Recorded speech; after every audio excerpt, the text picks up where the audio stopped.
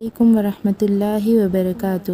محترم اساتذہ اکرام اور میرے پیارے دوستو، آج میں آپ کے سامنے سیرت النبی پر چند باتیں پیش کرنے جا رہی ہوں۔ ہمارے پیارے نبی صلی اللہ علیہ وسلم اللہ کے آخری رسول ہیں۔ آپ صلی اللہ علیہ وسلم کو اللہ نے ساری دنیا کے لیے رحمت بنا کر بھیجا۔ آپ صلی اللہ علیہ وسلم کا بچپن یتیمی میں گزرا، لیکن آپ نے کبھی شکایت نہیں کی بلکہ صبر کیا۔ لوگ آپ کو الصادق اور الامین کے لقب سے پکارا کرتے تھے، کیونکہ آپ ہمیشہ سچ بولتے اور امانت داری کرتے تھے۔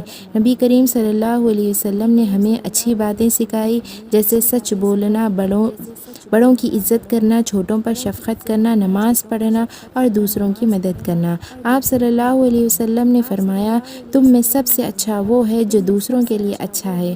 ہم سب بچوں کو چاہیے کہ نبی صلی اللہ علیہ وسلم کی سیرت پر عمل کریں، سچ بولیں، صاف رہیں، نماز پڑھیں اور دوسروں کے ساتھ بھلائی کریں۔ یہی اصل کامیابی ہے۔